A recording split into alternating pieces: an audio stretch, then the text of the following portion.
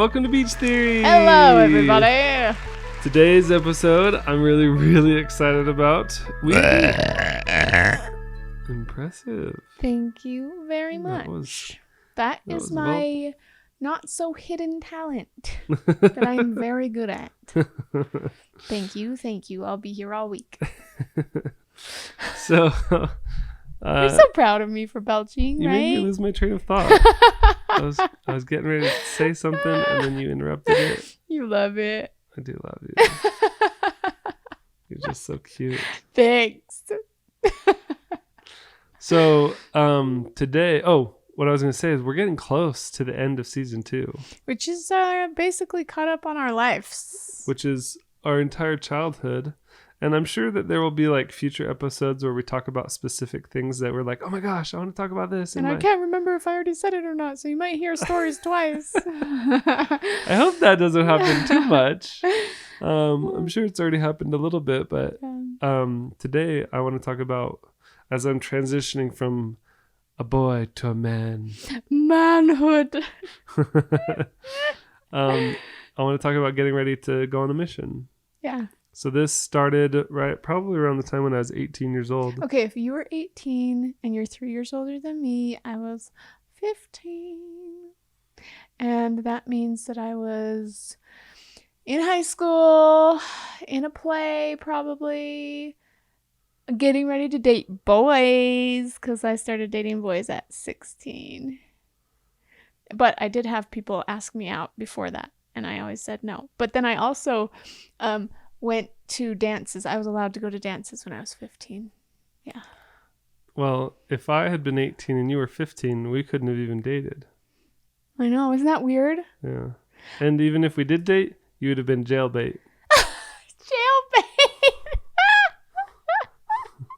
It's true.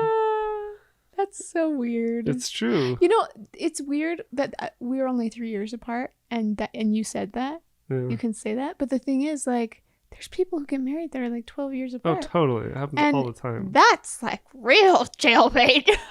Well, not if they're both over 18. I know, but can you imagine? Like, when you start actually thinking about the gap, like, you know, if you're 18, how old would be your spouse? If they're 12 years younger than you? Yeah. That means they're like 6 years old. That is so weird to think about.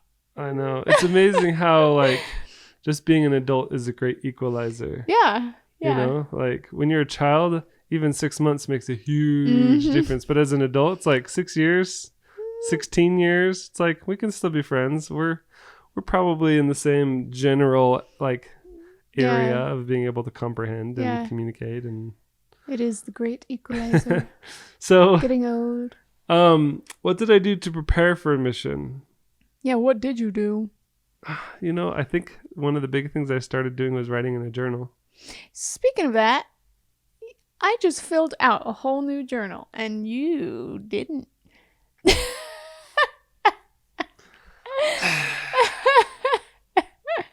failed.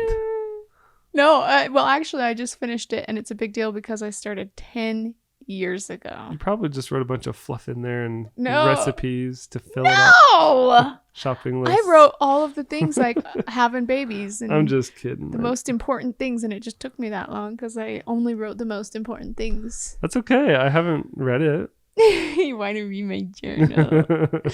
It has you in it. Oh, snap. All my secret things I say about you. So I started my journal, I think, when I was like 17 or 18, as I was getting ready to go on my mission. That was like when I started my consistent journal. Have I read it? Read what? Your journal.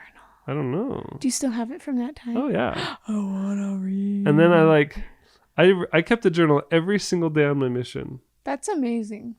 Except I think at the very end of my mission, I started missing a couple days here and there. But like for the most part, I think I filled up 4 or 5 journals over the course of my mission. That's pretty amazing. Yeah. And I was like, man, yeah, I love this. This is good stuff. And so I kept a ton of journals. See, I have to say something. Maybe this has been a secret deep down confession that I've always felt slightly guilty for thinking, so I've never really said it out loud.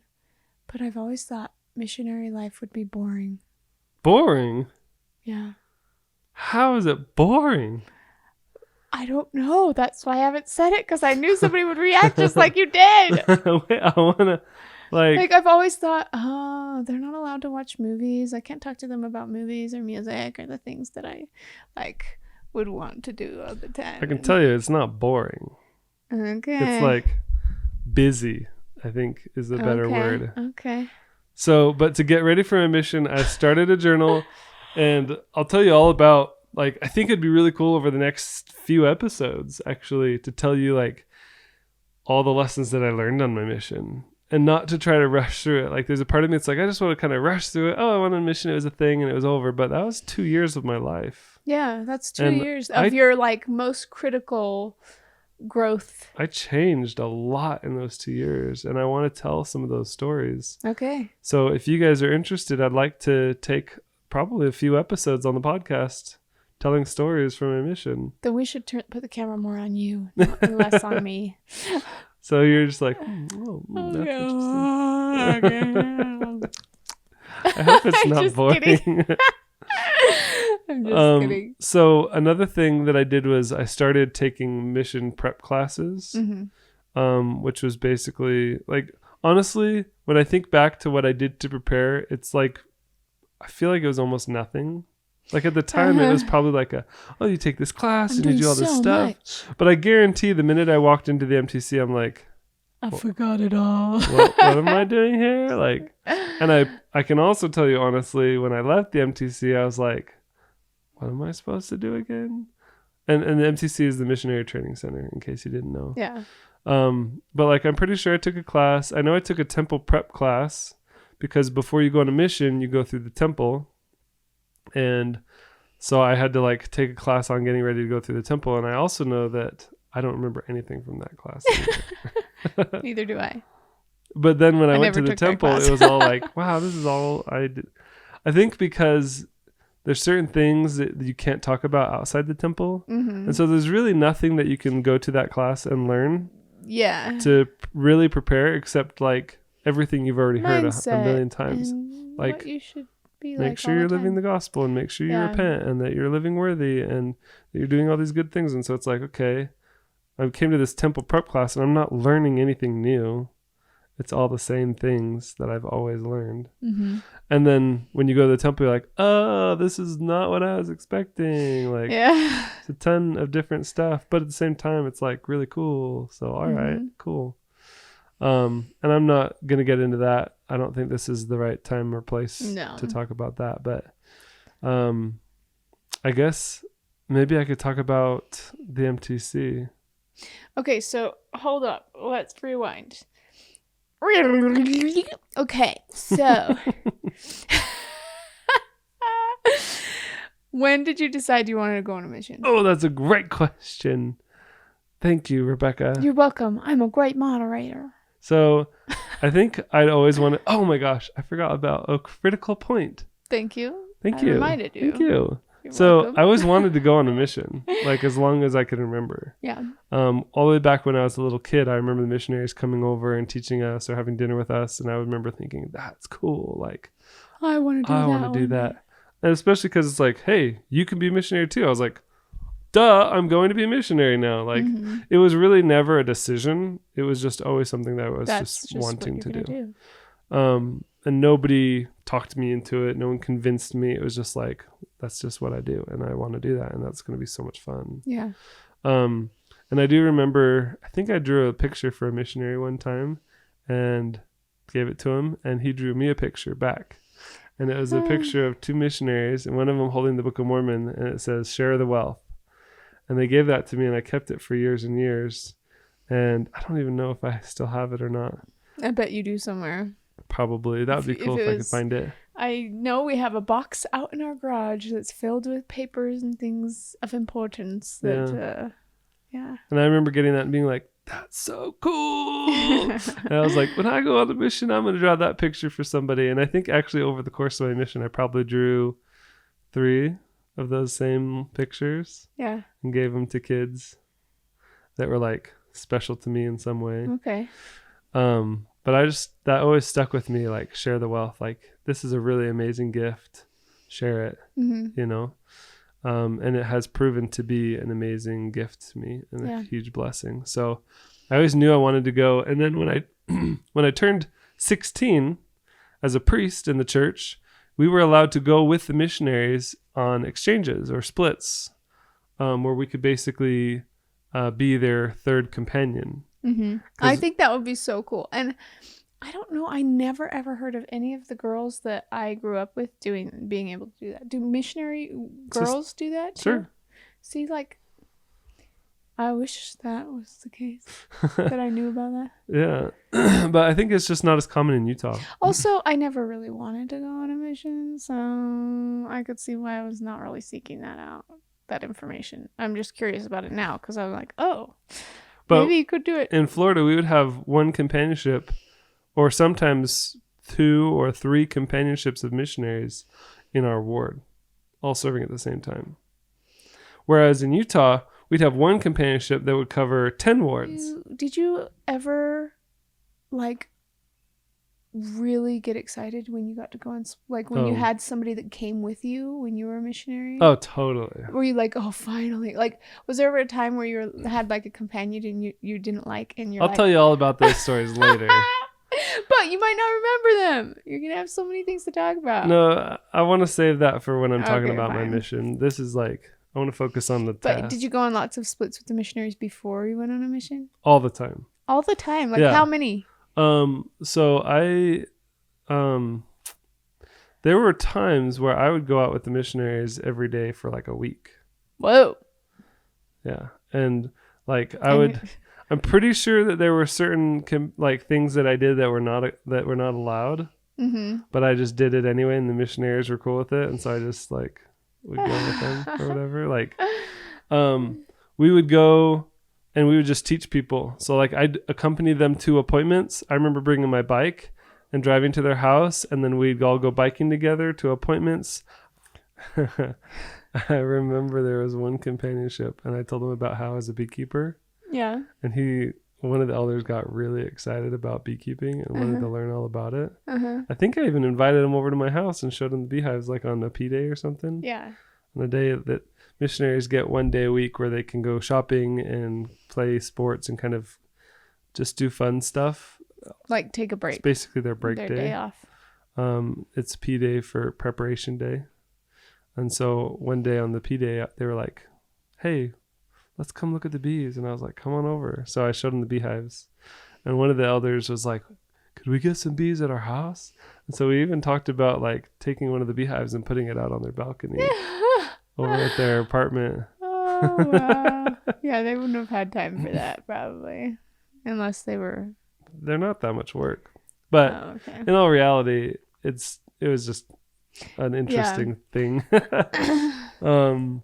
But I got really close to a lot of the missionaries and became really good friends with them, and got to teach a lot of lessons. And sometimes I would drive to their apartment, and they would just drive in my van with me, and we would drive around town teaching lessons and doing appointments and just doing missionary stuff. And I would usually just watch and listen to them teach, and every now and then they'd ask me to bear my testimony or whatever. But like the actual, like, I got to experience kind of like what missionary life was a little bit like, but in terms of like actually learning how to teach, I don't remember retaining any of those lessons. Because I specifically remember going to the MTC, the Missionary Training Center, to practice teaching lessons and having like no clue what I was doing. It was almost like I was hearing the gospel for the first time. I was like, okay, what is faith? Okay, what is repentance? Like, well, because you hear it your whole life, but you don't have to explain it. Exactly. Like, to have to explain it is a different thing altogether. Totally. It's just basically switching from being the student to the teacher. Right. And I had and like wait, no teaching skills. Wasn't prepared for those. Yeah.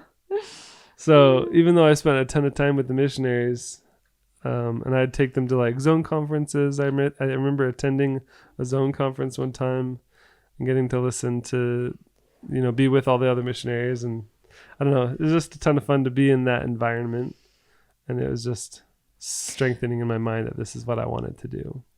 And I think that anybody that has gone on an LDS mission, pretty much anybody, it's like the fondest memories. And they're always talking like very highly of their experience and what they did. Well, here's the thing, like going on a mission is hard.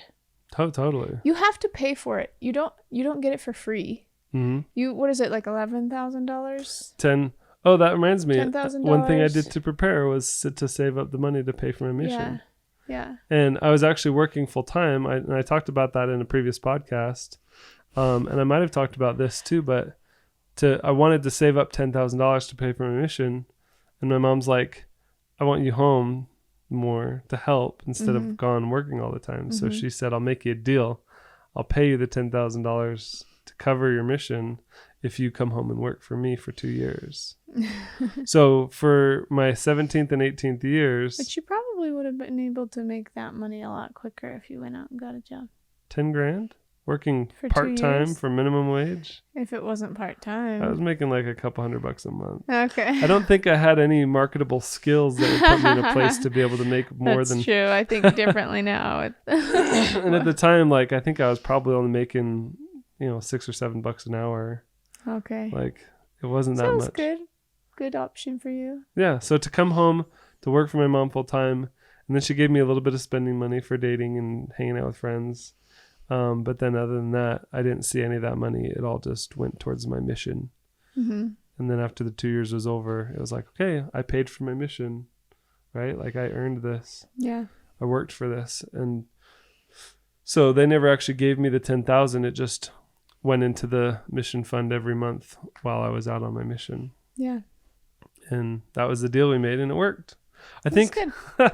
in the moment, it was a lot harder. Like as a teenager at that age, I was kind of like, man, this is harder than I thought. I wish I would never have done it this way. Like it was way more difficult to spend that much time working for my mom, like all the time.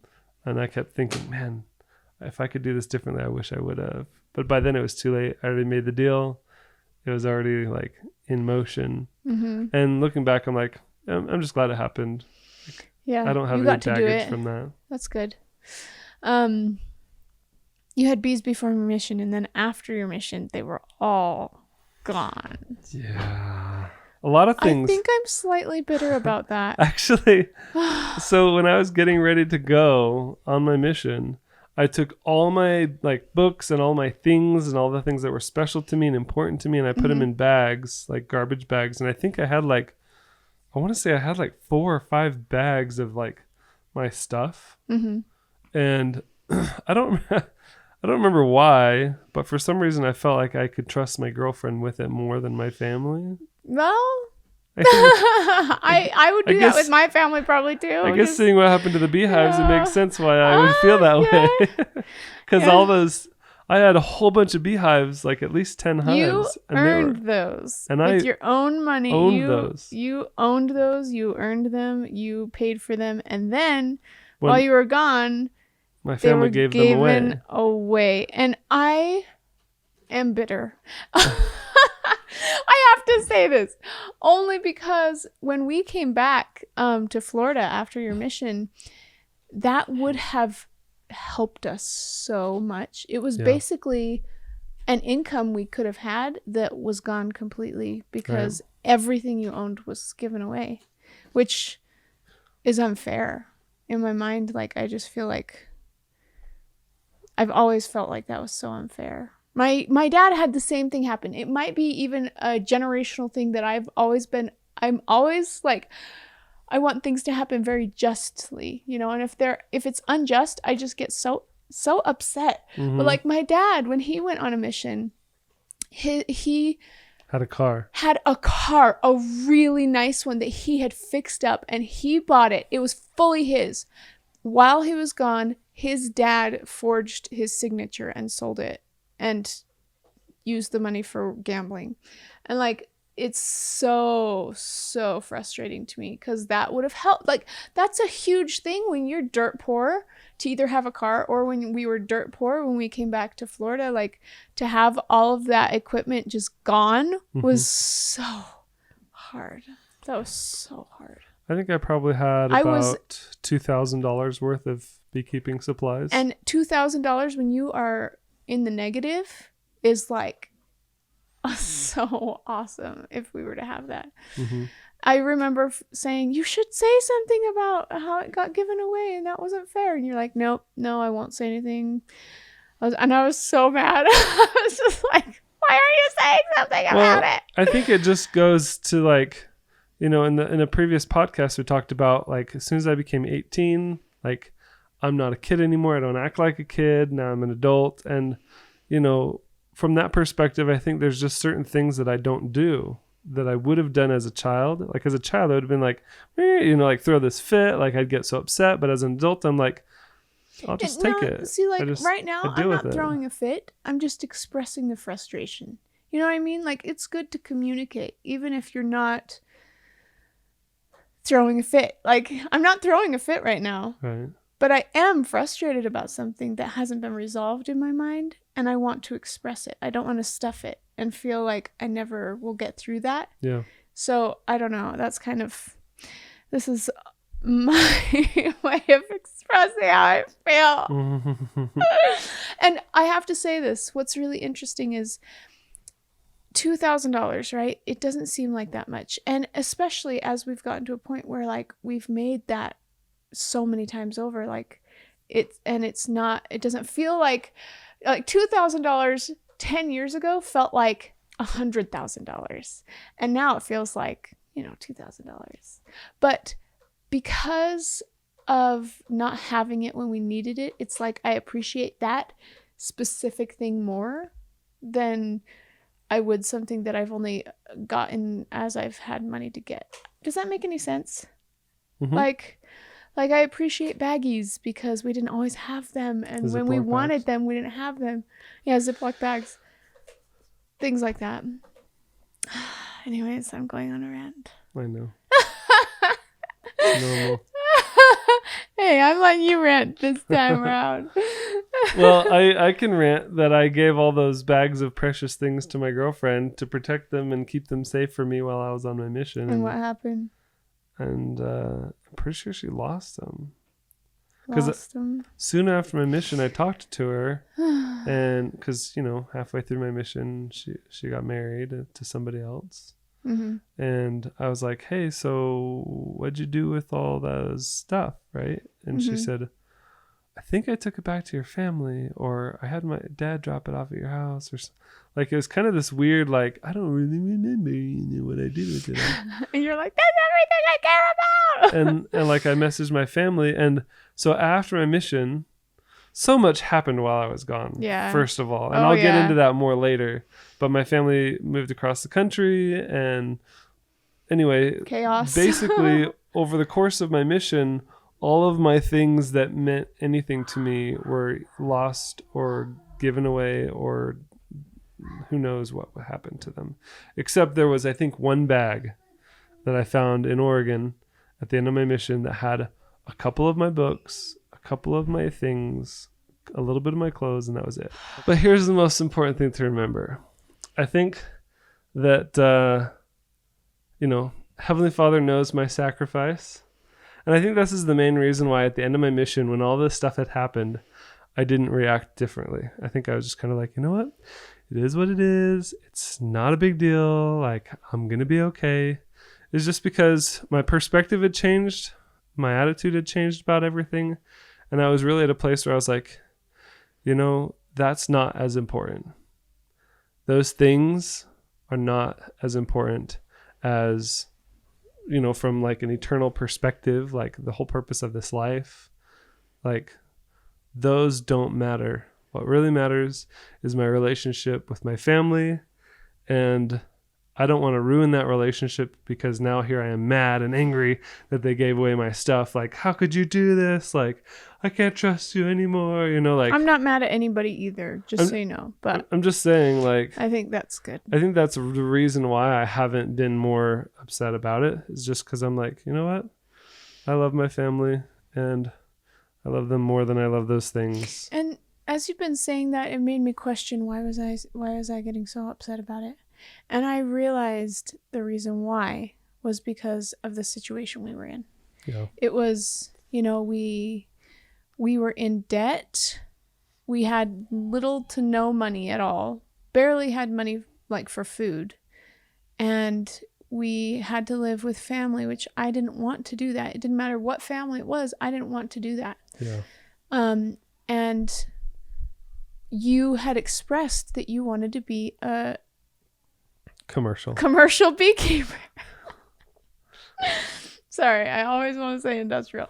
You wanted to be a commercial beekeeper, and all I wanted to do was have some sort of successful business with you, because we hadn't had that.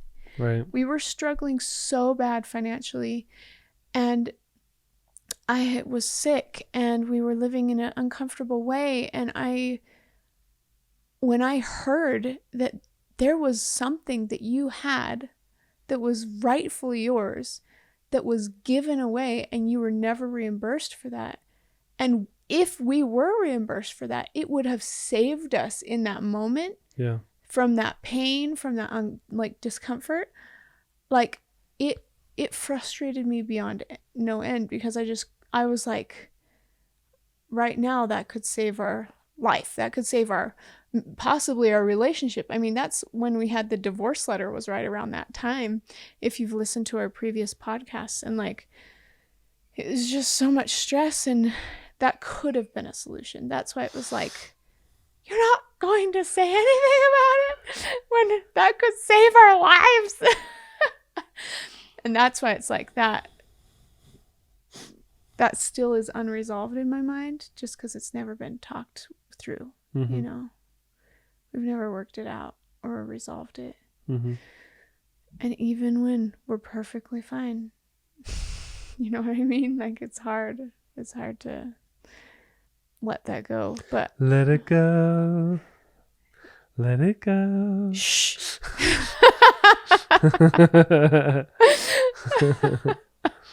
I'll let you let it go, but it might take me longer. That's all. Well, I think that's pretty much it. So after I gave all my stuff away to my girlfriend to take care of for me. If I was your girlfriend, I would have. No, you would have. Thanks. I know, without a doubt. I remember, so I got set apart for my mission, which is I just went to a leader in the church, and he gave me a blessing and said, okay, now you're officially a missionary. That's how things are done in the church. And so at that point I was like, okay, now I'm a missionary. I have to live by the mission rules. So I can't hug girls. I couldn't hug my girlfriend and kiss her goodbye. Like, I had to make sure to I remember follow all these rules. That's so funny. Well, okay, so when did you hug and kiss her for the last time? She went with me to go get set apart as a missionary. So she could be like, hug, kiss me. My whole family came with me, and she came too. And I remember the church leader was like, okay, this is your last chance. So I gave her like a really big hug and I kissed her. He was like, okay, now that was your last one. And so then he set me apart, and I made sure to. Okay, now I have a memory too. But here we are on the other side of the country a few years later, right? As your boyfriend's getting ready to go on his mission? Actually, maybe not a few years later. I left in July of 2000. Couple years. Or June of 2006. I think he left in 2007. Okay. So it's like close. No, wait. 2008? Maybe it was closer to 2008. It was October 2007, and then it was 2 years after that. Yeah. So anyways, I remember going with him and his family, same setup. And I feel like I remember them all looking at me like, hey, last chance. And I was like, we already took care of it or whatever. Like, I think that's what I remember anyways, where they were like, any last time you want to kiss each other or hug each other? This is it. But I do remember leaving and like crying, because it was just like this sad, it was final. Yeah. So final, which is really interesting because it really, really was final, because we didn't end up getting married. Right. And what's interesting about that too is I feel like my spirit knew that. I feel like deep down my spirit knew that. I didn't know it, like personally, but on the inside, I had a feeling like this is it, and this has been great. Like, and it was a really good relationship, and kept me out of so much trouble, and I was surrounded by good people, you know. And so, like, it made me so sad. And I actually gave a talk right after that sometime in church, and I was just expressing how, like, when he left, I think I listened to the song God Be With You Till We Meet Again, and I just cried and cried. I, like, bawled my eyes out. Like, I actually remember kneeling down on my bed, and my body was shaking so violently. I was just crying so hard, like the hardest I've ever cried. And my mom was like doing this, and I had this really weird, like, it's weird, but like almost an out of body experience where, like, I felt like my spirit stepped out for a second and just looked sadly at my body that was just like, oh, like crying. I know that sounds weird, but like that's how I remember it. It's so weird. No, I get it. I've had experiences like that. Like I couldn't handle it almost. Yeah. But then I gave a talk in church after that, and I was talking about how, like, when he left, it made me feel so sad. And I had that God Be With You Till We Meet Again song in my head. And as I was thinking about that, I started thinking, you know, Heavenly Father was probably singing that. The angels were probably singing that when we came here. You know, just singing that and hoping that we would, like, come back, you know, like do our best and somehow make it back to heaven. And anyways, it makes me sad. I have to take a break and cry on the side. You don't have to leave. Come back. Come back. You say other words. No. Be honest. I know. I'm like let it all come out. Also, this episode You're allowed has been to cry. Emotional just because, like, we've been through a lot. I think that time in Florida was just really hard. We've talked about all of it. We have the podcasts.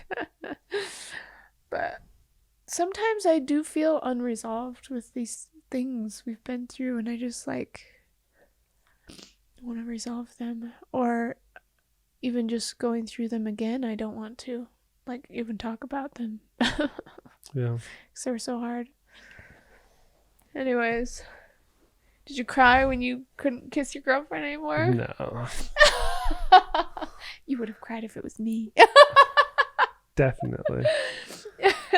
No, I honestly, so I should say this because I think it applies to this topic.